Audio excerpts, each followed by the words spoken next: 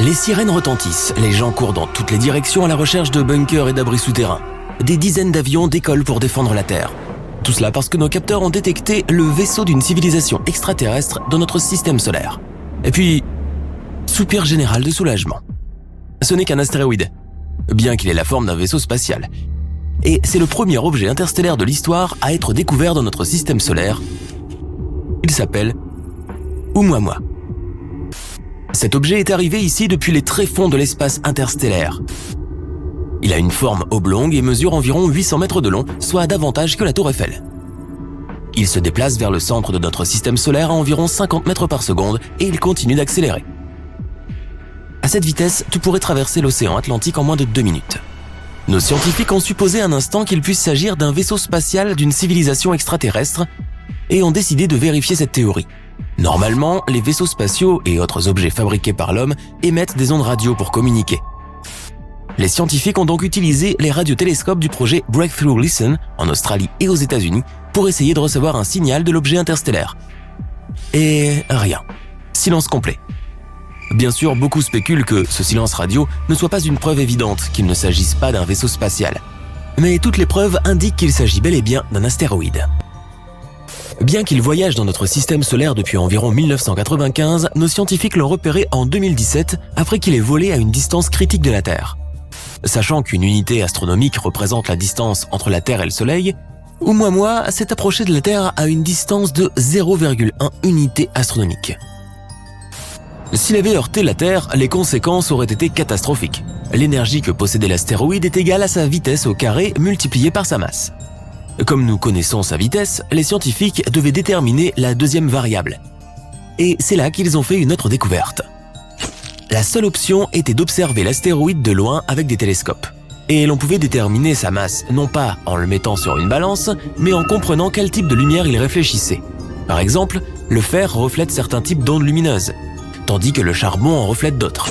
Et c'est là que les scientifiques ont réalisé que Oumuamua clignotait constamment. La lumière s'estompe d'abord lentement et disparaît presque complètement. Puis l'astéroïde recommence à être lumineux. Cela signifie que Oumuamua tourne sur lui-même, mais il ne le fait pas comme une flèche en tournant autour de son axe. L'astéroïde tourne aussi à l'horizontale, et ses extrémités avant et arrière montent et descendent. Ce mouvement chaotique a conduit les scientifiques à penser que Oumuamua avait été amené ici par une force incroyable, provenant de l'espace interstellaire. Ce genre de rotation aurait dû détruire l'astéroïde.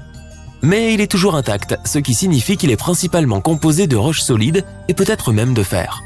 Donc, si Oumuamua avait touché le sol, il aurait créé un cratère de la taille d'une ville et l'onde de choc aurait détruit tout ce qui l'entourait sur des centaines ou des milliers de kilomètres alentour.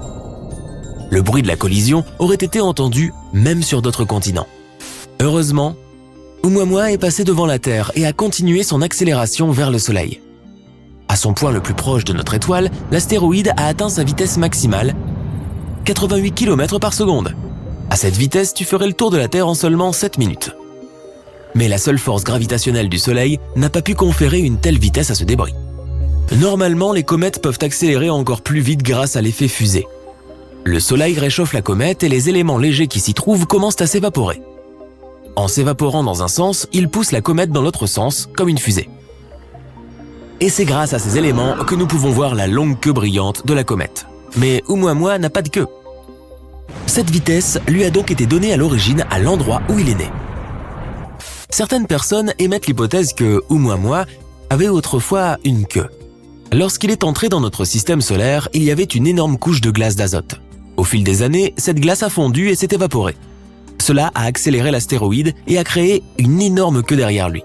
Mais ensuite, la glace qui représentait 95% du poids total de l'astéroïde s'est épuisée et il n'est resté que cette longue et étroite épave que nous avons découverte des années plus tard. Les scientifiques ne peuvent ni confirmer ni infirmer cette théorie. Oumuamua s'est donc approché du Soleil à une distance d'environ 0,25 unités astronomiques. C'est plus proche que l'orbite de la première planète du système solaire, Mercure. L'astéroïde est ensuite tombé dans le piège gravitationnel de l'étoile. Il a fait un crochet autour d'elle et s'est envolé, comme propulsé par une fronde. Il se dirige maintenant vers la constellation de Pégase. Les scientifiques pensent donc que Oumuamua est né d'une collision spectaculaire entre une exoplanète située quelque part dans un autre système stellaire et un autre objet massif. À la suite de l'explosion, un énorme fragment étroit a été éjecté dans l'espace. Et c'est pour cette raison qu'il continue à tourner follement. Cet événement spectaculaire pourrait aussi avoir été l'explosion d'une supernova. De telles explosions se produisent lorsqu'une étoile vieillit. Elle n'a plus de carburant à l'intérieur d'elle-même et se rétracte pendant une fraction de seconde. Et puis, bam! Une explosion puissante et lumineuse est visible à des années-lumière à la ronde. L'onde de choc d'une supernova pourrait déchirer une exoplanète en petits morceaux. L'un d'entre eux aurait pu être Oumuamua. Ou peut-être que cet astéroïde nous est parvenu suite à la naissance d'une nouvelle étoile. D'abord, il y avait une nébuleuse. Elle était lourde et se rétrécissait autour d'un centre de gravité commun. Lorsque le noyau de la nébuleuse est devenu trop comprimé, il a explosé et des astéroïdes et des débris cosmiques ont éclaté dans différentes directions. Les scientifiques envisageaient d'envoyer une sonde spatiale à la surface de Oumuamua. On pourrait étudier le corps interstellaire et utiliser l'astéroïde comme un taxi vers d'autres mondes. Voler vers d'autres étoiles avec la technologie et les moteurs de fusée actuels demanderait une quantité incroyable de temps et de carburant. Mais si nous chevauchions un astéroïde, il pourrait faire le travail pour nous. Une option était d'utiliser une sonde avec une voile. Ensuite, au lieu d'un moteur de fusée traditionnel, la sonde serait propulsée par le vent solaire ou un puissant laser. Ce concept impliquerait de lancer environ 1 millier de sondes, chacune pesant moins qu'une aiguille à coudre. Et chacune d'entre elles serait attachée par des câbles à une voile légère aussi grande qu'un ring de boxe. Ensuite, des lasers terrestres concentreraient leur faisceau sur la voile et permettraient à l'armada de sondes d'accélérer à 20% de la vitesse de la lumière. C'est la vitesse nécessaire pour rattraper l'astéroïde alors qu'il quitte le système solaire. Les scientifiques pensaient que nous pourrions utiliser une manœuvre gravitationnelle autour de Jupiter pour atteindre cette vitesse dans un vaisseau spatial conventionnel. Mais nous n'avons jamais procédé à ce lancement, et il est trop tard pour rattraper Oumuamua. En ce moment, il se dirige vers la limite de notre système solaire et le quittera bientôt, pour toujours. Oumuamua a été le premier objet à visiter notre système solaire que nous ayons pu observer et étudier. Mais il y a déjà eu de tels invités auparavant. Il existe une théorie selon laquelle il y a environ 70 000 ans, nous avons été visités non pas par une météorite, mais par le système d'étoiles doubles, nommé étoile de Scholz. Celui-ci s'est approché du nuage de Oort. Il s'agit d'un mur d'astéroïdes, de débris spatiaux et de blocs de glace situés aux confins de notre système solaire. Le champ gravitationnel de l'étoile a commencé à piéger ces débris et à les projeter vers le Soleil. C'est peut-être la raison des fréquents impacts de météorites sur la surface de la Terre à cette époque. Le champ gravitationnel de l'étoile a un peu perturbé les orbites des planètes du système solaire. Si l'étoile avait continué à se diriger vers le Soleil, il est probable que ce monde aurait été progressivement détruit, planète par planète. Et cela se serait terminé par une collision entre le Soleil et cette naine rouge, suivie d'une explosion massive. Heureusement, l'étoile rouge a à peine frôlé la frontière de notre monde et a continué son voyage dans notre direction.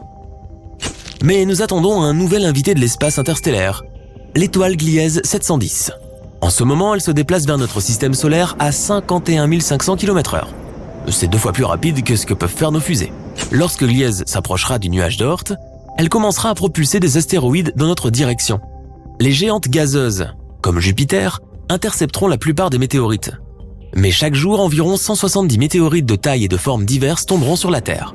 C'est 10 fois plus que ce qui tombe sur notre planète actuellement. Et tu connais déjà les conséquences. Boum. Mais l'arrivée de Gliese 710 n'aura pas lieu avant au moins 1,2 million d'années. Alors tu peux respirer et admirer le premier objet interstellaire fabriqué par l'humanité, la sonde spatiale Voyager. 2 de ces sondes ont été lancées il y a 44 ans et sont toujours opérationnelles.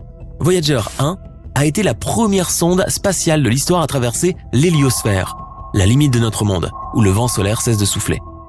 Cette sonde est donc à proprement parler interstellaire. Peut-être que dans plusieurs années, Voyager 1 entrera dans un autre système stellaire et dira bonjour à une potentielle civilisation comme la nôtre qui y vit. À cette fin, les 2 voyageurs sont équipés de disques d'or contenant un message pour les autres civilisations.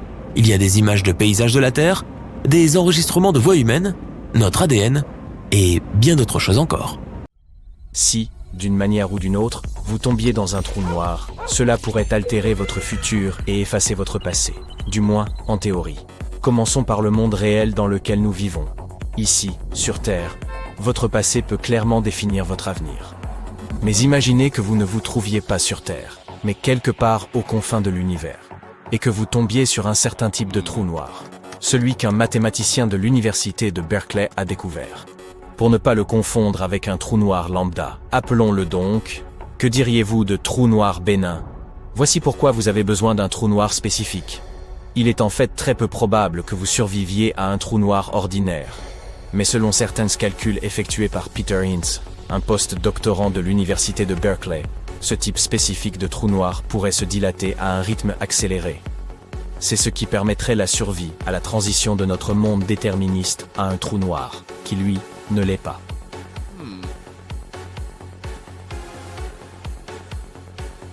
Imaginons que vous ayez survécu à ce passage, et que vous vous dirigiez maintenant vers le centre d'un trou noir bénin. Il est impossible de s'imaginer ce qui se trouve à l'intérieur. Et si vous, en tant que voyageur, pouviez réellement pénétrer dans un trou noir, vous ne pourriez jamais communiquer vos trouvailles au monde extérieur. Mais ce n'est pas ce qui nous intéresse à présent. Nous avons besoin de savoir ce qui arrive à notre passé. Hintz, le mathématicien mentionné plus tôt, étudie les trous noirs non rotatifs qui présentent une charge électrique. La chose la plus importante à leur sujet est qu'en plus d'un l'horizon des événements, ils ont également un horizon de Cauchy. Et c'est là tout l'intérêt. L'horizon de Cauchy est le point où ce fameux déterminisme cesse tout simplement de s'appliquer.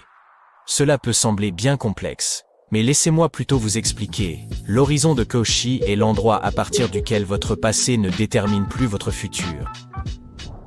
Voici une méthode mathématiquement prouvée et théoriquement fonctionnelle pour se débarrasser de son passé.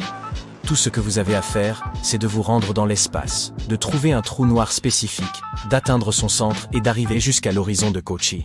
Ou bien, si cela vous paraît trop compliqué, vous pouvez simplement essayer de ne jamais commettre d'erreur ici, sur Terre.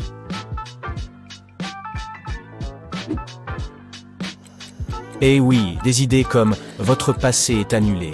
Vous avez un nombre infini d'options pour influencer votre avenir. Et tout le tout-team semblent aussi irréalistes qu'elles sont attrayantes. Imaginez par exemple que personne n'apprenne jamais que vous avez échoué à obtenir votre diplôme, mais qu'à partir de maintenant, vous ayez l'opportunité de faire tout ce que vous voulez. Mais ce n'est qu'en théorie. En réalité, une fois que vous entrez dans un trou noir, mais pas celui dont nous avons parlé plus tôt, vous risquez simplement de disparaître une fois pour toutes. Mais ne vous attristez pas, on parle seulement de votre forme physique actuelle. C'est un peu plus pointu qu'il n'y paraît. Il existe en fait un curieux principe de la mécanique quantique qui peut être expliqué de manière simple. Pour commencer, imaginez que vous ne soyez pas un être humain, mais simplement constitué d'informations. Vous avez vos expériences propres, vos pensées et votre passé. Tout cela représente l'information que vous êtes. Maintenant, simplifions encore plus. Imaginez une clé USB ou un livre. Ces deux choses contiennent de l'information. Si vous cassez une clé USB qui contient de la musique et des films, elle n'existera plus sous sa forme physique, mais l'information qu'elle contenait ne cessera jamais d'exister. Il en va de même pour le livre. Si vous le brûlez, l'information qu'il contient ne brûle pas. Elle continue d'exister, mais sous une autre forme. Ainsi, cette théorie amusante prétend que même si quelqu'un franchit l'horizon des événements, qui est le point de non-retour avant d'être spaghettifié, il ne cesse pas pour autant d'exister. En termes simples, ces voyageurs cosmiques existeront toujours, mais sous la forme d'informations. Revenons maintenant aux trous noirs. Selon Stephen Hawking, les trous noirs émettent des radiations. Ces radiations les font rétrécir, et avec le temps, je veux dire, beaucoup de temps, un trou noir peut diminuer à tel point qu'il finit par disparaître. Alors, que se passe-t-il pour l'astronaute qui s'est retrouvé piégé dans un trou noir s'il disparaît? Non, il ne sera pas recraché du trou noir pour retourner à son état d'origine. Il en sera toujours éjecté cependant, mais sous forme de rayonnement de Hawking.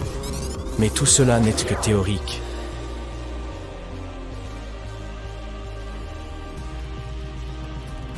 Bon, vous vous souvenez que personne ne sait exactement ce qui se passe à l'intérieur d'un trou noir? Une autre théorie prétend que ce qui se passe dans le trou noir ne reste pas forcément dans le trou noir. Voilà qui semble une bonne alternative à Las Vegas, si tous les vols ont déjà été réservés. Certains scientifiques pensent que les trous noirs pourraient agir comme des portails à remonter le temps. Selon cette théorie, il y aurait un trou blanc à la sortie d'un trou noir. Si vous y parveniez, vous pourriez défaire des choses. Vous avez cassé le vase préféré de votre mère, par exemple? Sautez dans le trou blanc, et il sera remis à neuf. Vous avez cuisiné une omelette et pressé un jus d'orange frais, mais vous avez perdu tout appétit?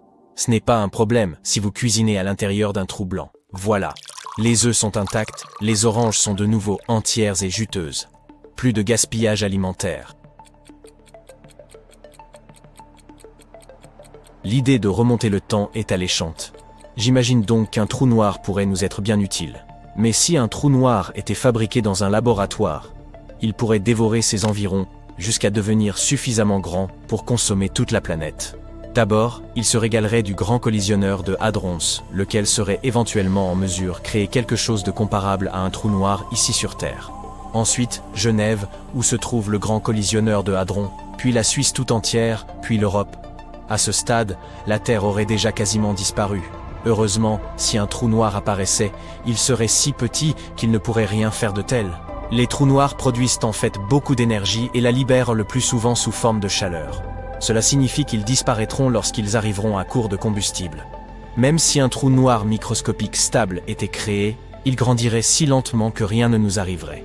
En supposant qu'il survive suffisamment longtemps pour absorber les minuscules particules autour de lui, un trou noir de cette taille mettrait des siècles à atteindre un point à peine quelques grammes, et nous ne sayons plus là depuis longtemps. Mais un trou noir sur Terre pourrait être une très bonne chose. Même le plus petit pourrait dégager suffisamment d'énergie pour alimenter toute l'humanité. On parle beaucoup de nourriture, pas vrai? N'oublions pas la spaghettification. Le concept est d'ailleurs assez simple. Il s'agit de gravité. Imaginez que vous jouiez avec du chewing-gum. Avec votre force, vous pouvez facilement l'étirer pour obtenir une longue et fine bande au lieu d'une simple boule. Il en va de même pour vous. La force d'un trou noir suffit à vous étirer, comme si vous n'étiez qu'un morceau de chewing-gum. La gravité vous maintient fermement d'un côté, ce qui vous fait vous étirer. Vous vous demandez sûrement, comment se fait-il que vous ne soyez pas spaghettifié sur Terre s'il y a aussi une gravité élémentaire? Elle est tout simplement trop faible pour avoir un tel effet sur vous. Si vous demandiez à un papillon d'étirer du chewing-gum, pourrait-il y parvenir? Il y a peu de chance, leurs petites pattes sont tout simplement trop frêles. De même ici, la Terre est simplement trop insignifiante en comparaison d'un trou noir. Donc, si vous vous demandiez si vous pourrez un jour dépasser 1,90 m, cela pourrait ne jamais se produire sur Terre. Mais une fois dans un trou noir, vous pourrez grandir bien au-delà. Vous ne resterez pas au top de votre forme bien longtemps, néanmoins. Si vous étirez du chewing-gum, à un moment donné, il se déchire tout simplement. Il en ira de même avec vous, à cause de la spaghettification. Il existe une chance pour que notre galaxie entière de la Voie lactée soit située dans un prétendu vide spatial. C'est une région où il y a relativement peu de matière par rapport à d'autres coins de l'univers connu. Elle est donc beaucoup moins dense qu'ailleurs. En d'autres termes, nous pourrions exister dans une sorte de bulle d'air dans un gâteau. Si tel était le cas, cela signifierait que nous sommes encore plus seuls que nous le pensions. Dans notre univers, toutes les galaxies s'éloignent constamment les unes des autres. Pour comprendre à quelle vitesse elles s'éloignent, les chercheurs ont recours à une chose appelée la constante de Hubble-Lemaître. C'est comme un compteur kilométrique, mais à l'échelle galactique. Toutefois, il existe un mystère cosmique surnommé la tension de Hubble. Cela remet en question ce que nous pensions savoir de l'expansion de l'univers. Les scientifiques considéraient autrefois la constante de Hubble-Lemaître comme un guide fiable, mais nos observations récentes remettent cette fiabilité en question. Les vitesses que nous observons dans la réalité ne correspondent pas aux distances que nous avions calculées et projetées. On ne sait pas pourquoi ces mesures ne correspondent pas. Des chercheurs ont suivi les mouvements des supernovas et ont constaté que l'univers semblait s'agrandir plus rapidement autour de nous que dans son ensemble, comme s'il nous évitait exprès. Après avoir pris cela en considération, on a commencé à supposer que nous pourrions tous vivre dans un vide cosmique. Les vides cosmiques sont de vastes espaces de vide entre les galaxies. Ils font ressembler notre univers entier à une grande éponge. Mais revenons au début, juste une fraction de seconde après le Big Bang. Juste après le commencement de tout, l'univers n'était qu'un plasma chaud et comprimé. Il ne présentait que de très petites variations de densité, appelées fluctuations quantiques. Après le Big Bang, l'univers a commencé à s'étendre. Ces fluctuations quantiques se sont développées avec lui, créant des régions où la densité de la matière varie. En raison de cela, l'univers ne s'est pas dilaté de manière uniforme partout. À la place, de petits amas de matière ont commencé à se regrouper, créant au fil du temps d'énormes structures, les galaxies. Celles-ci sont disposées en grands murs et filaments avec d'énormes écarts entre elles. Et ces écarts sont les vides, également connus sous le nom d'espaces sombres. Ces vides ne sont pas exactement vides. Ils recèlent en réalité plus de 15% de la quantité de matière que l'on trouve en moyenne dans l'ensemble de l'univers. Ils contiennent encore du gaz, de la poussière, de la matière noire, et même des étoiles et des galaxies. Cependant, ils ont une densité de matière très inférieure à celle des régions où se concentrent les galaxies, environ 1/10 de celle-ci. C'est pourquoi nous les considérons comme pratiquement vides. En général, leur diamètre varie de 30 à 300 millions d'années-lumière. C'est une distance énorme, même à l'échelle spatiale. Pour comparaison, la plupart des planètes et des nébuleuses que nous avons découvertes jusqu'à présent se situent à des centaines et plus rarement à des milliers d'années-lumière de nous. Dans le cas des vides galactiques, si vous étiez au milieu de l'un d'eux, vous ne verriez qu'une obscurité apparemment éternelle. Les étoiles les plus proches qui seraient tellement éloignées qu'elles vous seraient presque invisibles. Certains d'entre eux sont particulièrement vastes. Ils sont connus sous le nom de supervides. Le plus grand connu a été baptisé de manière très inspirée, le vide géant.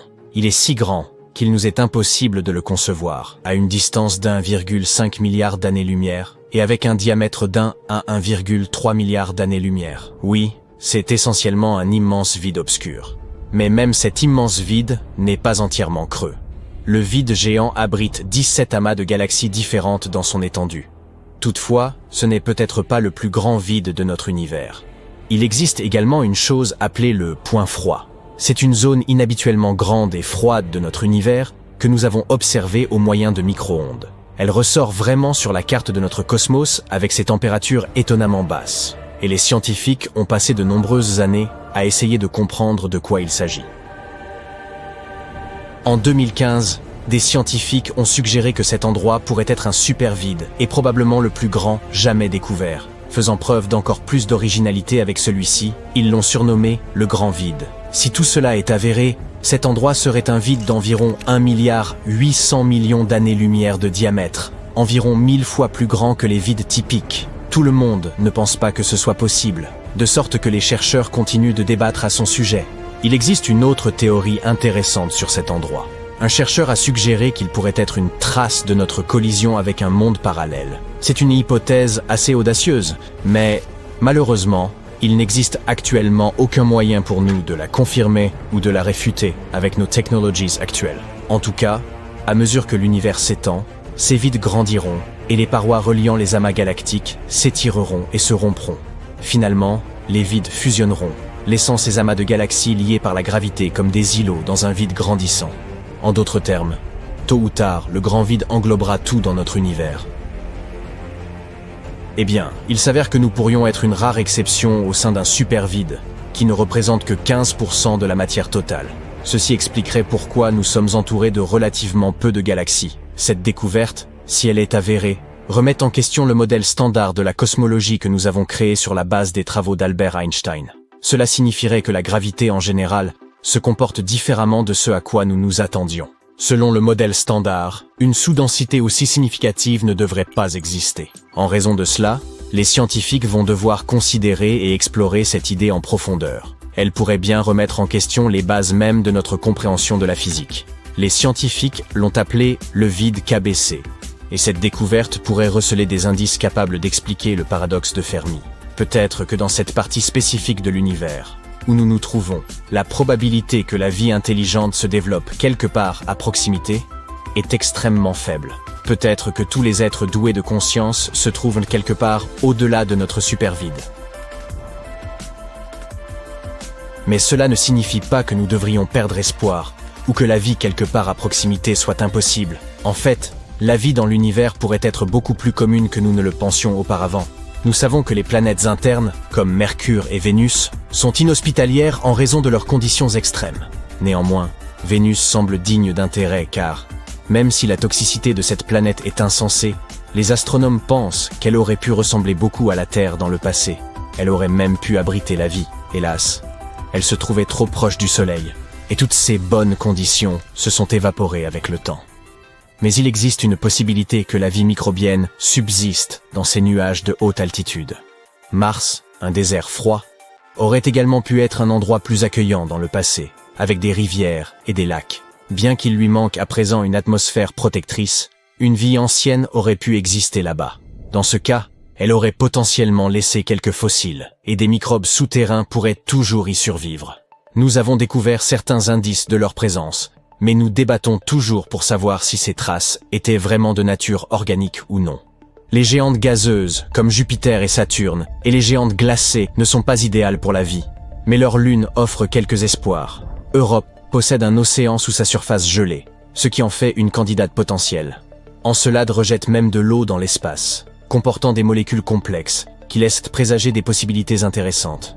Et Titan est tout à fait unique en son genre. Il présente des cours d'eau à sa surface, des rivières et des lacs d'hydrocarbures. Bien que ces températures glaciales ne soient guère propices à la vie, les chercheurs se demandent s'ils pourraient abriter une vie chimiquement différente. Pourtant, il nous faudra des décennies afin d'inspecter tous ces corps célestes et de les étudier correctement. Nous n'avons rien envoyé là-bas depuis l'époque de Voyager 2. Mais si nous avons de la chance, nous pourrions explorer l'ensemble de notre système solaire au cours du 21e siècle. Dans tous les cas, il y a beaucoup de potentiel pour la vie, même dans notre seul système solaire, sans même mentionner toutes les planètes et galaxies que nous avons découvertes à proximité. Nos estimations suggèrent que l'univers observable, celui que nous pouvons voir donc, pourrait abriter environ 5300 milliards de mondes habitables. L'une des candidates les plus probables jusqu'à présent est Kepler 180 6F. C'est une planète potentiellement semblable à la Terre, seulement 10% plus grande que celle-ci. Elle orbite autour d'une naine rouge, qui est une étoile un peu plus sombre, plus froide, mais avec une plus grande longévité que notre Soleil. Et elle ne se trouve qu'à environ 490 années-lumière, ce qui peut sembler beaucoup, mais souvenez-vous des distances que nous avons évoquées avec les supervides. Alors, même si nous nous trouvons vraiment dans un supervide, nous avons encore la chance d'avoir de nombreuses galaxies et planètes autour de nous. Et si un jour nous trouvons un moyen de voyager à travers l'univers, quitter le vide KBC sera probablement à notre portée. Éloignons-nous de la Terre pour la regarder de plus haut. Elle brille comme un sapin de Noël.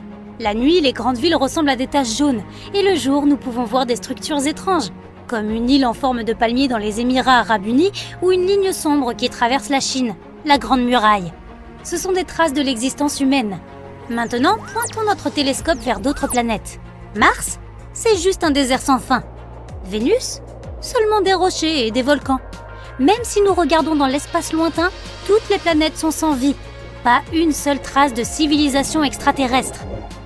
Beaucoup de gens pensent que la Terre n'est pas la seule planète où il y ait de la vie. Voici notre galaxie. Il y a des milliards d'étoiles semblables au Soleil. Et voici l'univers observable avec des milliards de ces galaxies. Il y a un nombre presque infini d'étoiles. Et près de chacune d'elles, il doit y avoir des planètes habitables. Mais il se peut que nous n'ayons pas trouvé de vie sur d'autres planètes parce qu'elles se cachent justement sous leur surface. Par exemple, il y a Europe, un satellite de Jupiter légèrement plus petit que notre Lune. Sa structure ressemble à un œuf à la coque. Sa surface est une croûte de glace. Mais si on la traversait, on atteindrait un océan d'eau. Jupiter et ses satellites sont très éloignés du Soleil. Il y fait donc très froid, environ moins 170 degrés. L'eau liquide s'y transforme donc instantanément en glace. Mais Jupiter a une forte force gravitationnelle. Cela cause beaucoup de friction à l'intérieur d'Europe et ça réchauffe son noyau. Cette chaleur fait fondre la glace environnante et cela donne un océan d'eau liquide sous sa surface. L'eau est la base de toute vie, donc il pourrait y avoir de simples bactéries dans cet océan. Et qui sait, peut-être qu'il y a aussi d'autres formes de vie, comme des poissons aux formes étranges à cause de la faible gravité, ou des créatures semblables aux baleines, se nourrissant de plancton. En 2009, les scientifiques ont découvert une planète entièrement recouverte d'un océan, GJ 1214. Elle se trouve à environ 40 années-lumière de la Terre, et environ 75% de sa masse est constituée d'eau. Pourtant, les températures sur cette planète sont si élevées que cette eau s'évapore. Mais il y a tellement de vapeur qu'elle semble aussi dense que l'eau elle-même. Rien ne pourrait sembler vivre dans de telles conditions. Mais les scientifiques ont récemment découvert au moins 24 planètes meilleures que la Terre, et les ont qualifiées de super habitables. Elles orbitent autour d'étoiles lointaines, dans leur zone habitable. C'est la zone située à une distance parfaite d'une étoile pour accueillir la vie. Dans notre système solaire, Vénus, la Terre et Mars sont dans cette zone. Une planète super habitable doit être 10% plus grande que la Terre et avoir une gravité plus forte, afin d'avoir une atmosphère plus dense. Une température de 8 degrés supérieure à celle de la Terre rendrait cette planète plus humide et favoriserait le développement d'une variété d'organismes. Ces planètes pourraient accueillir la vie, mais il est difficile de savoir si la vie y est déjà présente. Le principal marqueur qui confirmerait l'existence d'une civilisation avancée là-bas pourrait être les ondes radio. Imagine une planète habitable semblable à la Terre. Au cours de l'évolution, des êtres intelligents y sont apparus. Ils sont plus grands que les humains à cause de la faible gravité et leurs yeux sont adaptés à la lumière d'une autre étoile, beaucoup plus brillante que le Soleil. Tôt ou tard, ces êtres devront utiliser des ondes radio pour communiquer entre eux. Nous pouvons penser à ces ondes comme à des sons puissants venant de haut-parleurs. Voici la Terre. Nous utilisons beaucoup les ondes radio et le bruit provenant de notre planète est assez grave.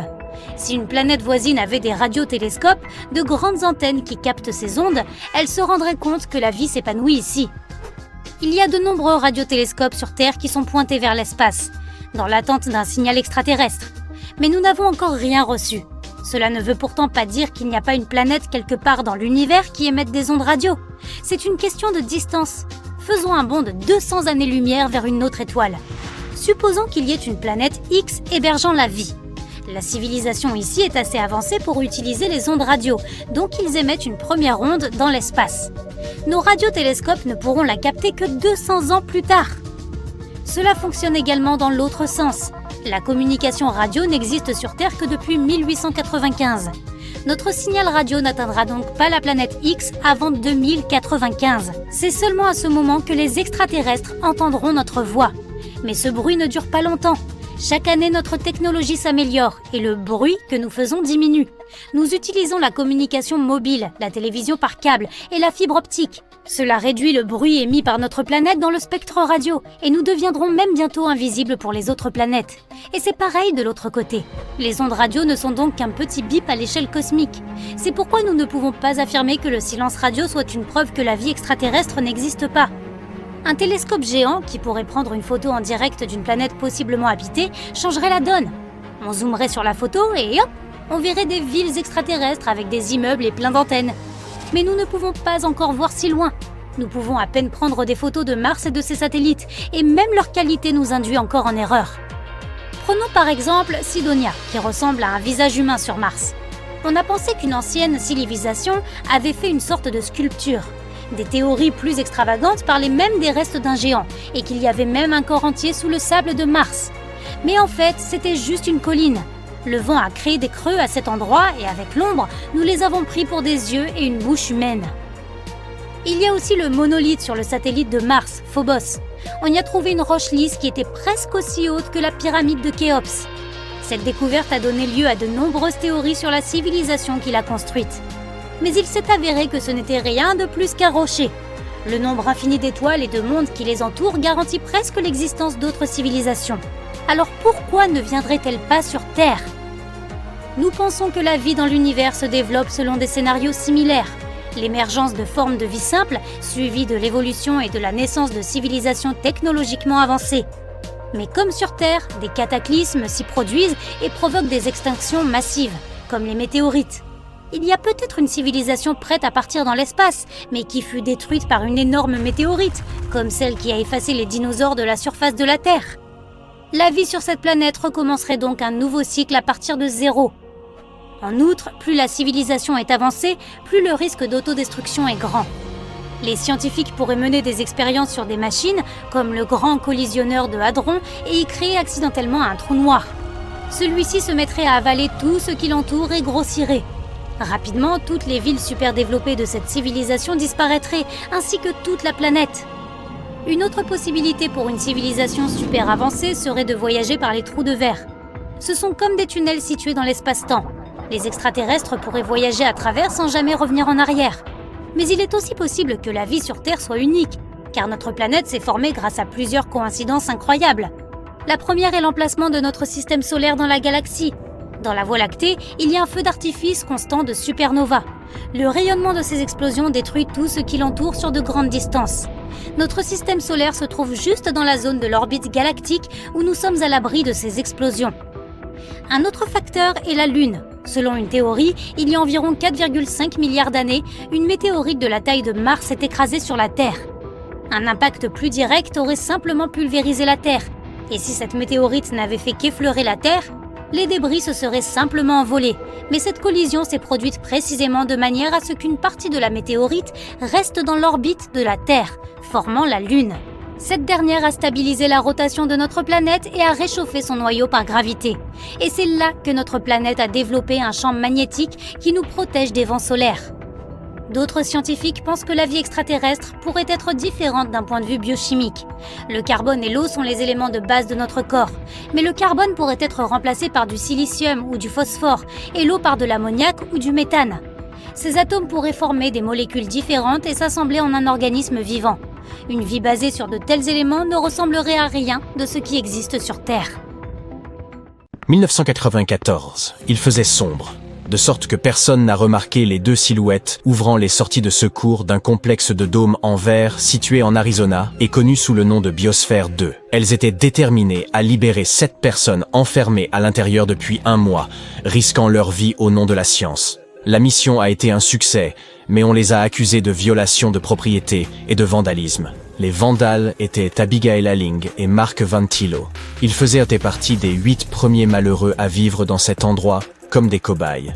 Et ils ne voulaient pas que d'autres subissent les mêmes horreurs qu'ils avaient vécues. 150 millions de dollars ont été dépensés pour déterminer si les humains pouvaient y créer des conditions de vie convenables sur d'autres planètes, comme Mars. Pour ce faire, les scientifiques ont construit un mini-monde avec plus de 3000 espèces de plantes et d'animaux. La Biosphère 2 était un habitat de 12 000 mètres carrés, complètement isolé, doté de sa propre mini-forêt tropicale, d'une plage privative avec un récif de corail, d'une petite savane, d'un marais, et même d'un bout de désert. Entre 1991 et 1993, rien n'a pu entrer ou sortir de cet endroit. Le groupe de 8 personnes enfermées à l'intérieur se nommait les Biosphériens et portaient des combinaisons assorties à la manière de Star Trek, cultivant leur propre nourriture et respirant leur propre air. Tout a débuté avec de grands espoirs et un petit déjeuner digne d'un hôtel 5 étoiles.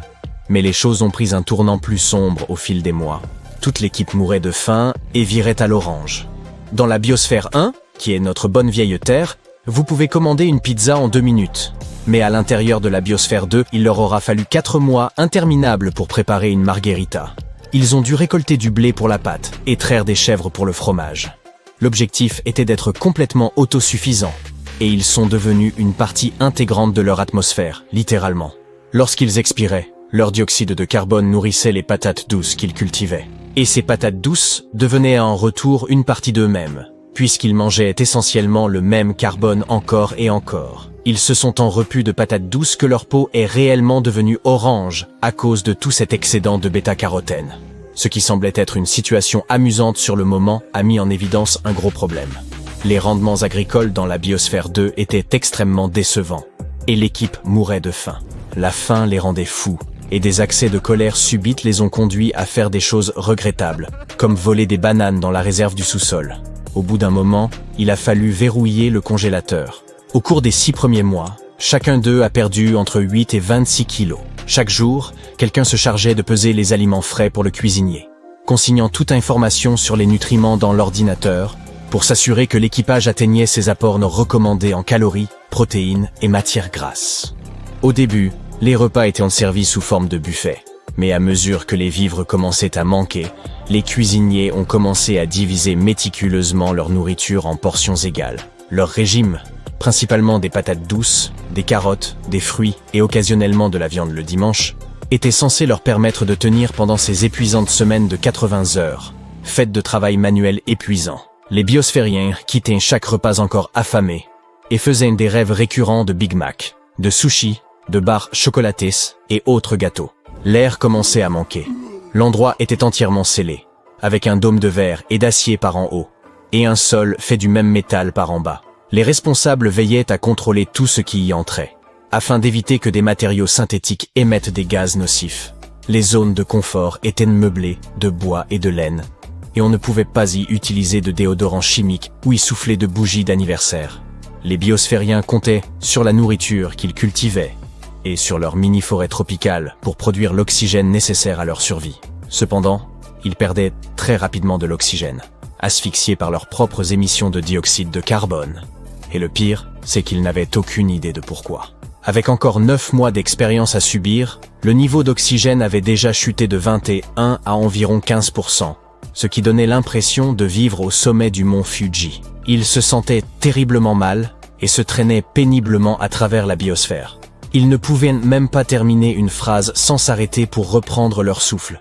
Puis l'apnée du sommeil a commencé à apparaître, certains se réveillant à bout de souffle. Pour réduire les niveaux de CO2 à l'intérieur de la biosphère 2, ils ont bien tenté quelques manœuvres désespérées, comme faire pousser des plantes à un rythme fou, réduire autant que possible l'arrosage du sol, et même renoncer à labourer leur culture. Rien n'a fonctionné. Tout le monde a donc convenu qu'ils n'étaient pas très loin de toucher le fond, et ils ont donc résolu de demander de l'aide.